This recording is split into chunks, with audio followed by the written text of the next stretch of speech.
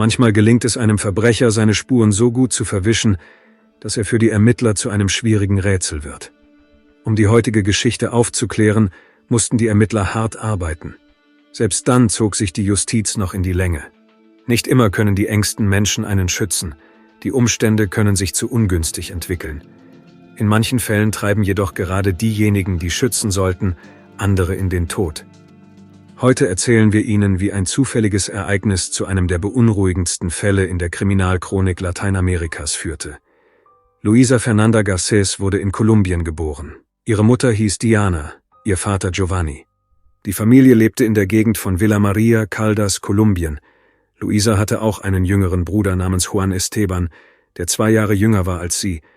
Die beiden standen sich von klein auf sehr nahe, verstanden sich gut und unterstützten sich gegenseitig. Ihr Vater Giovanni war ständig bei der Arbeit. Er arbeitete in Lagerhäusern. Der Mann wollte mit aller Kraft seine Familie über Wasser halten, arbeitete oft in Nachtschichten und kam früh am Morgen nach Hause. An solchen Tagen schlief er bis zum Abend und ging dann wieder zur Arbeit. Die Arbeit war sehr anstrengend, aber Giovanni fand immer Zeit für seine Lieben. Luisas Mutter Diana arbeitete die meiste Zeit nicht. Sie widmete sich den Hausarbeiten und den Kindern. Eine große Rolle im Leben der Familie spielten die Großeltern, insbesondere väterlicherseits. Sie alle wohnten in der Nähe, sodass die Kinder oft zu ihnen gingen und auch über Nacht bleiben konnten. Alle, die Luisa gut kannten, beschrieben sie als ein freundliches, kluges und lebensfrohes Mädchen.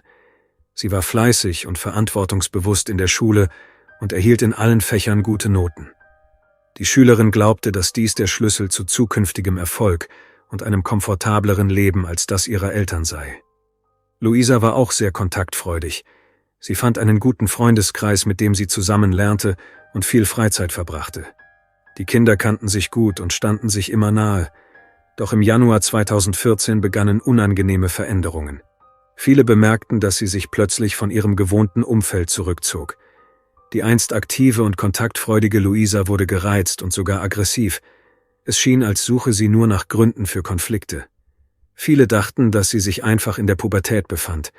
Sie geriet immer häufiger in Konflikte mit ihren Klassenkameraden und lehnte die Autorität der Lehrer ab. Wegen Luisa, die zuvor nie Probleme gemacht hatte, kam es zu zahlreichen Schwierigkeiten in ihrer Klasse.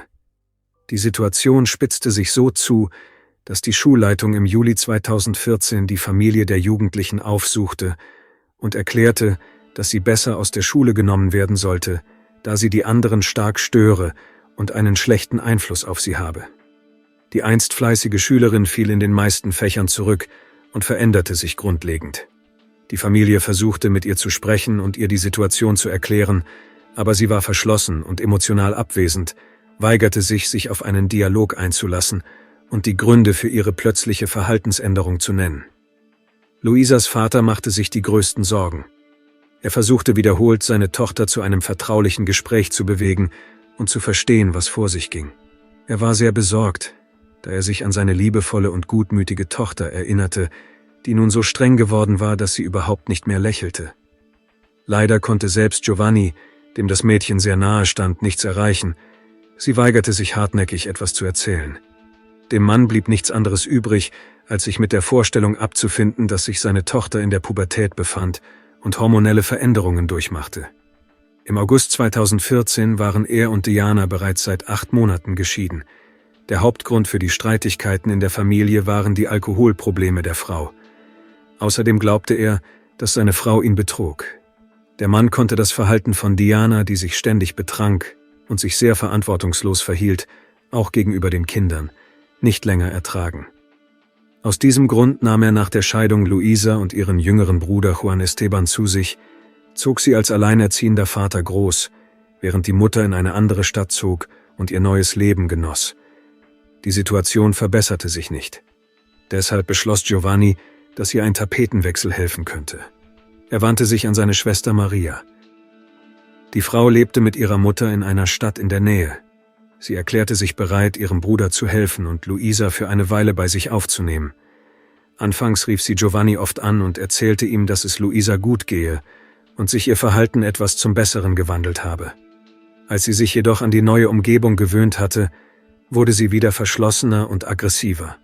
Maria vermutete, dass etwas nicht stimmte und wandte sich an den Sozialdienst. Der Psychologe arbeitete mit Luisa und teilte Maria anschließend die beunruhigende Nachricht mit. Seiner Meinung nach entsprach der psychische Zustand des Mädchens dem eines Teenagers, dem etwas Unaussprechliches passiert war. Maria wusste nicht, was sie denken sollte, und rief sofort ihren Bruder an, um ihm zu erzählen, was sie erfahren hatte. Der Mann war schockiert über die Aussage des Sozialarbeiters. Er wollte nicht daran denken, dass seine Tochter einen Albtraum erleben könnte, aber er verstand, dass ihr Verhalten tatsächlich sehr danach aussah.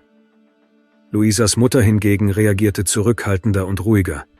Aber Giovanni machte sich große Sorgen um seine Tochter und versuchte zu verstehen, wie das passieren konnte und wer daran beteiligt sein könnte. Jetzt wollte er herausfinden, ob die Vermutung des Sozialarbeiters stimmte. Zuerst besprach er alles mit seiner Schwester und kam zu dem Schluss, dass er mit seiner Tochter sprechen und sie direkt fragen musste. Einige Zeit verging. Am 19. August 2014 kehrte die Tochter zu ihrem Vater zurück. Der Mann begann ein schwieriges Gespräch. Giovanni beschloss, nicht um den heißen Brei herumzureden und sie direkt zu fragen, ob ihr etwas Unaussprechliches passiert war. Sie brachte kein Wort heraus und begann einfach zu weinen. Der Vater verstand, dass es tatsächlich so war. Endlich brachen die Wut, der Schmerz und die Unzufriedenheit des Kindes heraus. Sie erzählte Giovanni alles. Laut Luisa kam Ende Januar 2014, als ihr Vater wieder einmal zu seiner Nachtschicht gegangen war, ihre Freundin Janet zu ihrer Mutter, um die Nacht dort zu verbringen. Die Frauen begannen zu trinken. Nach einer Weile kam ein Mann nach Hause, den Luisa noch nie zuvor gesehen hatte. Er brachte noch mehr Alkohol mit und benahm sich, als würde er die ganze Gesellschaft gut kennen. Er wurde freudig begrüßt. Nun tranken sie zu dritt. Als der Alkohol alle war, schliefen Diana und Janet einfach auf den Sofas ein, da sie zu viel getrunken hatten. Der unbekannte Mann stand munter auf. Er war deutlich weniger betrunken als die anderen. Er wandte sich an Luisa und Juan Esteban und schlug vor, zum Imbiss zu gehen und Hotdogs zu essen. Es stellte sich heraus, dass es nicht schwer war, die beiden Kinder zu überreden. Sie gingen bereitwillig mit dem Fremden zum nächsten Imbiss in der Nähe des Hauses. Beide vertrauten ihm, da sie gesehen hatten, wie offen und ruhig ihre Mutter mit ihm umging. Die ganze Gruppe aß einen Hotdog und ging dann zurück nach Hause. Dort schliefen Diana und Janet noch auf den Sofas. Da es schon spät am Abend war, wollten die Kinder auch schon schlafen. Als sie von der Straße zurückkamen, gingen sie sofort in ihr gemeinsames Schlafzimmer. Doch fast sofort kam dieser unbekannte Mann ins Zimmer. Er bot Juan Esteban 50.000 kolumbianische Pesos an. Nach damaligen Verhältnissen war das eine Summe, die für ein kleines Kind sehr attraktiv war. Der Mann gab dem Schüler das Geld und bat ihn, mit seiner Mutter schlafen zu gehen. Juan Esteban ahnte nicht, was der Fremde vorhatte, nahm das Geld und verließ das Zimmer. Der Mann befahl ihm, unter keinen Umständen zurückzukommen. Glücklicherweise konnte der Junge nicht einschlafen. Nach wenigen Minuten hörte er die Stimme seiner Schwester. Ihr gedämpftes Weinen drang aus dem Kinderzimmer. Juan Esteban kehrte in das Zimmer zurück und sah den unbekannten Mann, der neben Luisas Bett stand. Da er nicht verstand, was vor sich ging, zögerte der Bruder, was den Mann ablenkte. Die Schwester schlug Alarm und verjagte ihn. Seltsamerweise schlief ihre Mutter so fest, dass sie auch danach nicht nach den Kindern sah. Danach sagte Luisa ihrem Bruder, er dürfe niemandem etwas von dem Vorfall erzählen. Sie glaubte, dass dies große Probleme nach sich ziehen könnte. Beide bewahrten dieses schreckliche Geheimnis mehrere Monate lang. Juan war noch klein und verstand nicht wirklich, was überhaupt passiert war. Und Luisa erzählte keine Details. Sie trug den Schmerz und die Wut in sich. Nach dieser Geschichte machte das Verhalten seiner Tochter für Giovanni Sinn. Der Mann verstand, warum seine Tochter gerade in dieser Zeit so verschlossen und aggressiv geworden war. Natürlich war er wütend über Diana, die einen fremden Mann mit den Kindern allein gelassen hatte, während er bei der Arbeit war. Giovanni gab ihr die Schuld daran, dass sie es provoziert hatte, indem sie sich betrunken und eingeschlafen war. Der Vater wagte nicht daran zu denken, was hätte passieren können und was passiert wäre, wenn sein Sohn nicht aufgewacht wäre und den Mann verscheucht hätte. Die Kinder waren den ganzen Abend in der Gewalt des Täters und gingen sogar mit ihm aus dem Haus. Zu diesem Zeitpunkt waren die Eheleute bereits geschieden. Dennoch rief Giovanni sofort Diana an, erzählte ihr alles und gab ihr die Schuld für das Geschehene.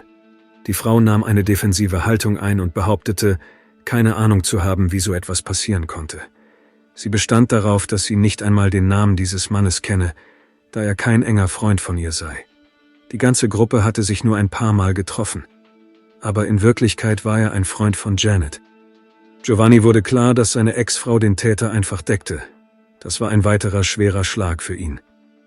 Nachdem er sich von dem Schock erholt hatte, wollte sich der Vater nicht mit den Umständen abfinden. Also nahm er Luisa mit und ging mit seiner Tochter zur Untersuchung. Er wollte eine ärztliche Untersuchung durchführen lassen und die Tatsache des Übergriffs auf das Kind festhalten, um sich an die Strafverfolgungsbehörden zu wenden. Zur Unterstützung nahm Giovanni seinen Vater Alfred mit, der ebenfalls sehr eng mit Luisa befreundet war. Als der ältere Mann von dem Vorfall hörte, war er ebenso fassungslos und schockiert wie der Vater des Kindes. Die Männer taten alles, was sie konnten. Sie erstatteten Anzeige bei der Polizei und gingen dann nach Hause.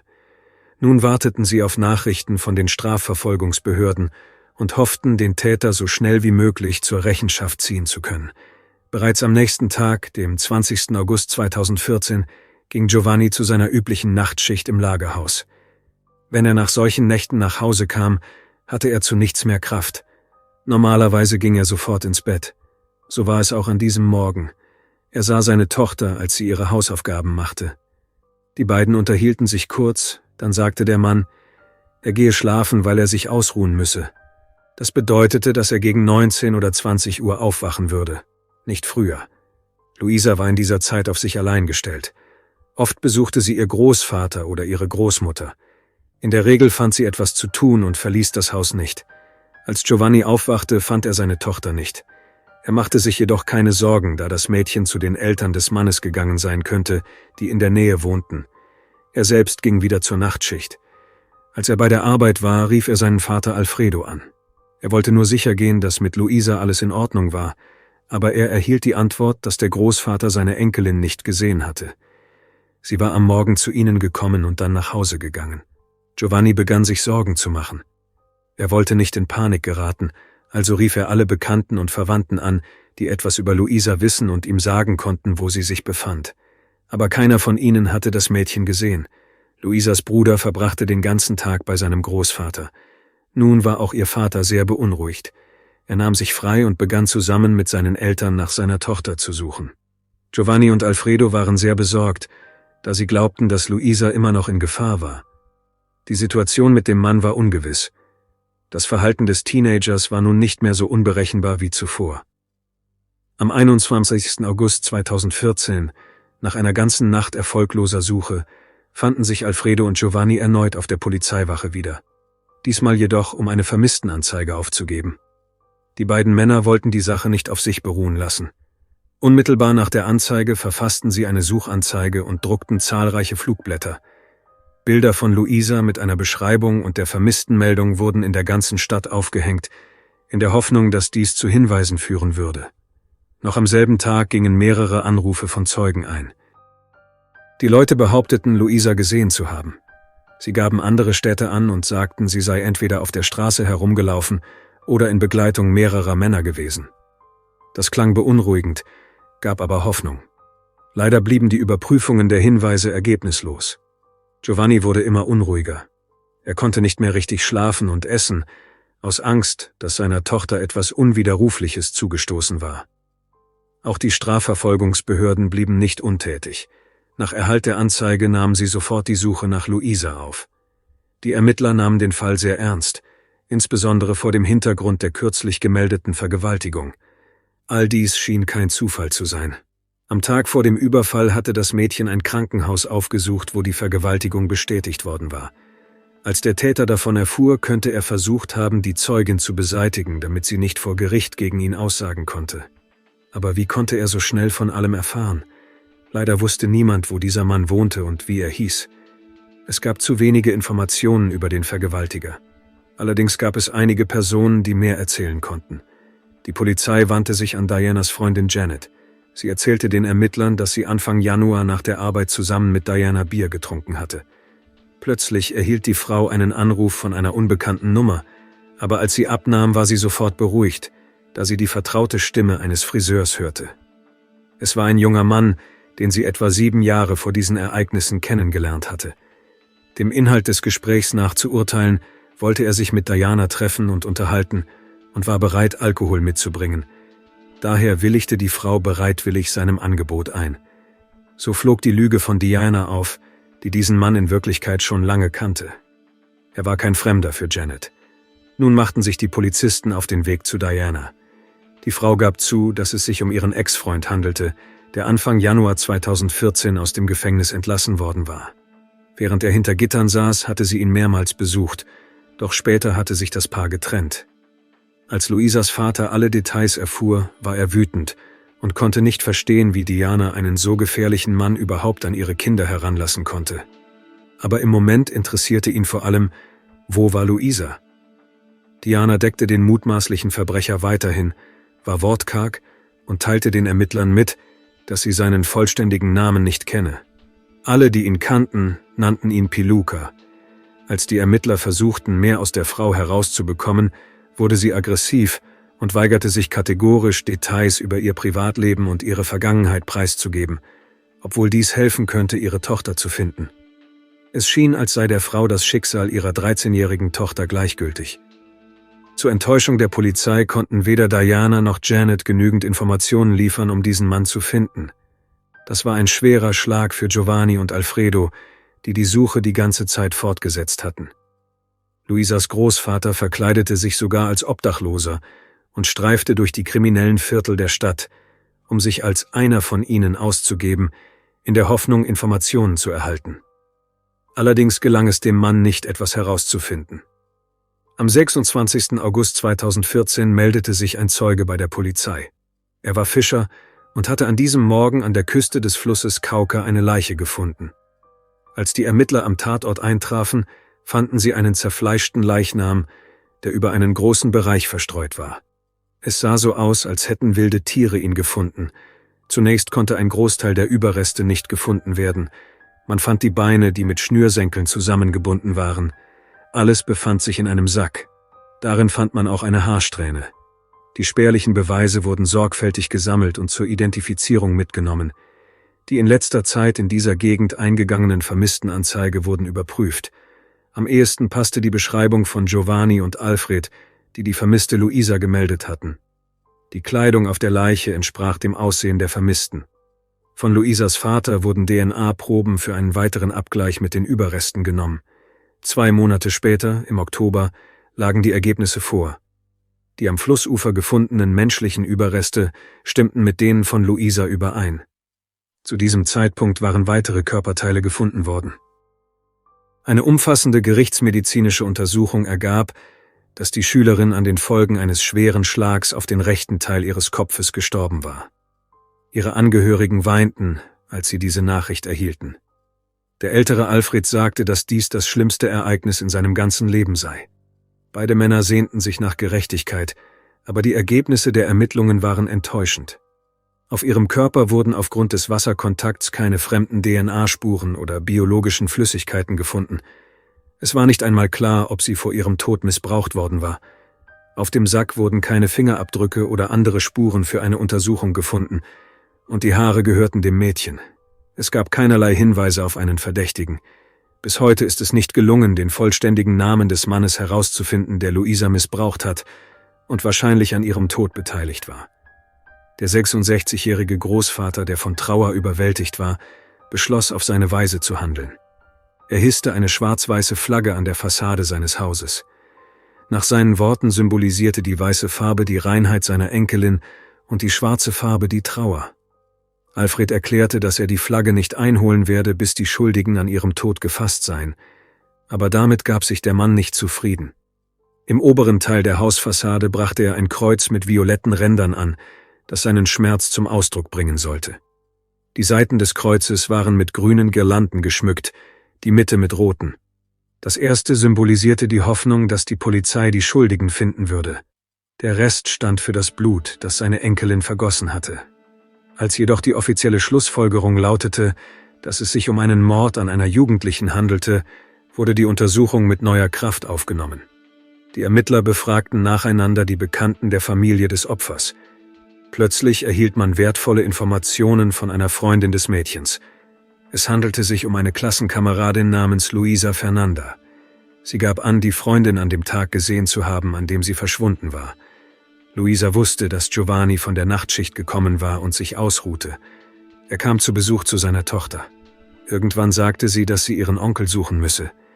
Luisa erklärte sich bereit, seiner Freundin dabei zu helfen. Sie machten sich gemeinsam auf die Suche und blieben an einem Hotdog-Stand stehen. Der Beschreibung nach war es derselbe Ort, an den der Missbraucher sie und ihren Bruder im Januar gebracht hatte. Nach der Aussage der Klassenkameradin begaben sich die Polizisten zum Hotdog-Stand und sprachen dort mit dem Verkäufer namens John Orte. Der Mann war zunächst zurückhaltend, erinnerte sich aber an Luisa und ihrer Freundin, die vor einigen Monaten bei ihm gewesen waren.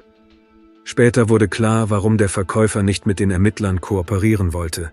John hatte selbst eine Haftstrafe wegen eines geringfügigen Vergehens verbüßt. Den neuen Zeugen konnten sie jedoch zum Reden bringen. Er erinnerte sich gut an die beiden Schülerinnen, da das Mädchen ihn nach der Telefonnummer ihres Onkels gefragt hatte. Sie beschrieb ihm einen der Männer, der Ende Januar spätabends mit 2 Kindern zum Imbissstand gekommen war. Natürlich ging es um den Spaziergang vor der Missbrauch von Luisa. Wie sich herausstellte, erinnerte er sich an diese Geschichte und kannte den Mann, da er ihm sein altes Motorrad verkauft hatte. Er hatte sogar seine Telefonnummer noch. John diktierte Luisa die Nummer. Sie rief ihn an und vereinbarte ein Treffen mit ihm. Seiner Klassenkameradin zufolge geschah dies alles gegen 20:30 Uhr, weshalb er sich für seine Freundin freute, dass sie ihren Onkel gefunden hatte und selbst nach Hause ging, weil er keine Prügel von seinen Eltern bekommen wollte. Laut John blieb Luisa danach allein beim Zelt zurück. Sie wartete auf ihren Onkel. Nach einer Weile kam er mit seinem Motorrad angefahren. Sie rannte zu ihm und sprach mit ihm über etwas. Danach stieg sie auf das Motorrad. Beide fuhren in unbekannte Richtung davon. Laut John sah er einige Tage später ein Bild von Luisa auf einer Vermisstenanzeige, aber erst jetzt konnte er all diese Ereignisse miteinander in Verbindung bringen. Die Ermittler waren erstaunt, dass so viele Menschen wussten, um wen es sich handelte, aber niemand den Namen des Verdächtigen vollständig nennen konnte. Dabei sprachen die Menschen aus dem engsten Umfeld des mysteriösen Fremden nur sehr ungern über ihn, als hätten sie Angst vor etwas. Nach der Geschichte des Klassenkameraden und des Hotdog-Verkäufers tauchten noch mehr Fragen auf. Warum suchte Luisa diesen Mann so verzweifelt? Warum nannte sie ihn Onkel und unterhielt sich mit ihm? Warum fuhr sie mit dem gefährlichen Mann weg? All das klang absurd. Eine weitere wichtige Besonderheit sorgte für zusätzliche Verwirrung. Luisa Fernanda behauptete, sie habe ihre Freundin um 20:30 Uhr am Hotdog-Stand zurückgelassen. John erzählte, dass sie um 19:45 Uhr diesen unbekannten Mann auf einem Motorrad getroffen habe. Wer von beiden gelogen oder sich geirrt hatte, blieb ein Rätsel. Auf jeden Fall musste der Name dieses Mannes herausgefunden werden. Die Polizisten kehrten erneut zur Analyse der ihnen vorliegenden Informationen zurück, da Luisas Mutter behauptete, diesen Mann im Gefängnis besucht zu haben. Es bot sich die Möglichkeit, diese Besuche nachzuverfolgen. Man beschloss, dieser Spur nachzugehen, aber die Überprüfung der Archive nahm noch mehr Zeit in Anspruch. Glücklicherweise gelang dann ein echter Durchbruch. Im Dezember 2014 fanden die Ermittler heraus, dass Diana Gabriel Jaime Sepulveda besucht hatte. Zu diesem Zeitpunkt war er 42 Jahre alt. Durch die Analyse der Vergangenheit des Hauptverdächtigen konnte geklärt werden, warum alle behaupteten, ihn nicht zu kennen. Seit 1992 war er ein Wiederholungstäter, der verschiedene Verbrechen begangen hatte, darunter auch den brutalen Mord an einem Studenten der Universität von Bogotá. Darüber hinaus gab es Raubüberfälle, Körperverletzungen, Vorwürfe wegen häuslicher Gewalt, illegaler Waffenbesitz, Flucht aus dem Gefängnis sowie mehrere Vorfälle, bei denen seine Schuld nicht bewiesen werden konnte. Insgesamt wurde Peluca 13 Mal verhaftet und 8 Mal verurteilt. Ende 2013 wurde er wegen Mordes aus der Haft entlassen. Dabei hatte er viele Frauen und 3 Kinder. All dies stand im Widerspruch zu den Aussagen der Zeugen, aber man vermutete, dass diese nicht nur eingeschüchtert waren, sondern dass Gabriel selbst falsche Angaben über sich gemacht hatte. Als man dem Bruder des Opfers, dem 11-jährigen Juan Esteban, ein Foto dieses Mannes zeigte, erkannte der Junge ihn sofort. Durch Überprüfung der Telefonnummer, die sie vom Hotdog-Verkäufer erhalten hatten, konnte auch die Verbindung zu Gabriel bestätigt werden. John sah sein Foto und erkannte ihn ebenfalls. All dies bestätigte, dass er der Vergewaltiger von Luisa war und sie als letzter lebend gesehen hatte. Aber war er auch der Mörder des Kindes? Es gab keine direkten Beweise gegen den Verdächtigen. Die Ermittler begannen, seine Telefonaufzeichnungen zu überprüfen, verfolgten die Geodaten und fanden heraus, dass das Mobiltelefon genau an dem Ort geortet worden war, an dem die Leiche des Mädchens am 21. August gegen 17:30 Uhr gefunden worden war.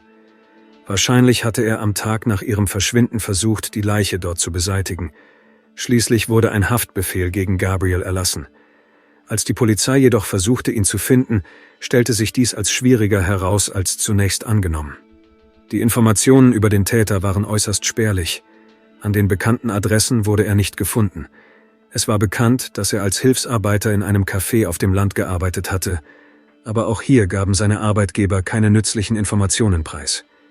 Die Telefonnummer, die der Hotdog-Verkäufer angegeben hatte, war ebenfalls nicht erreichbar.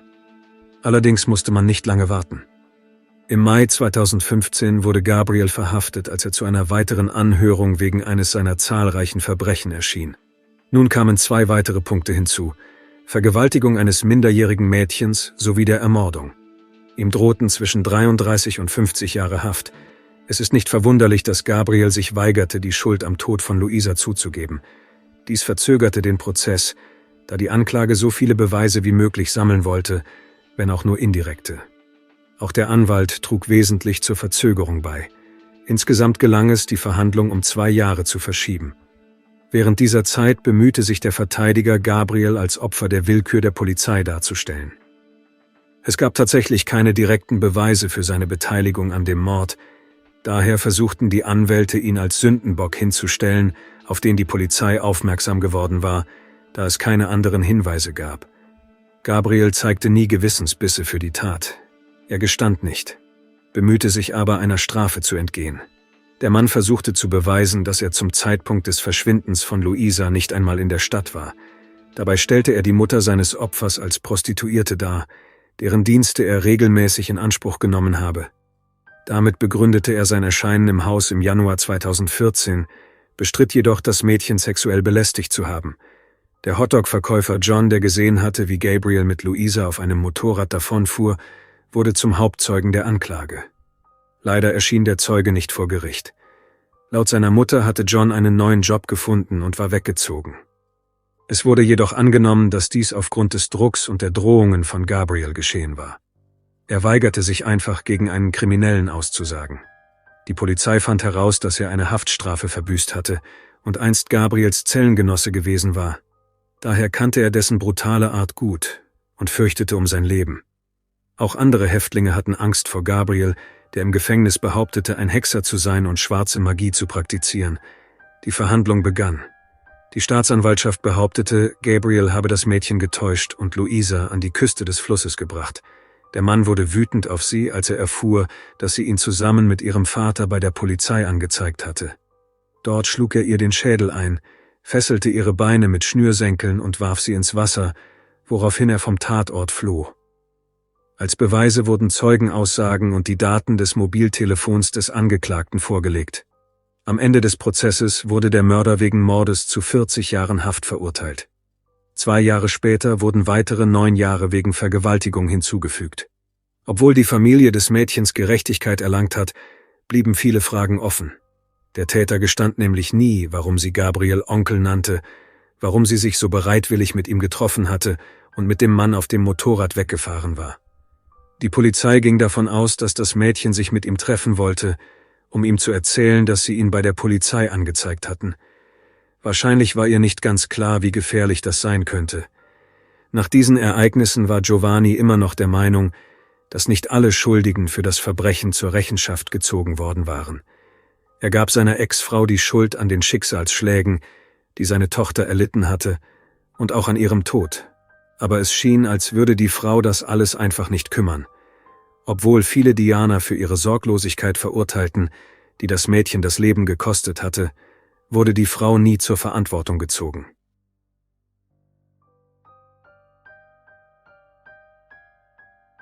Danke fürs Zuschauen und passen Sie auf sich auf.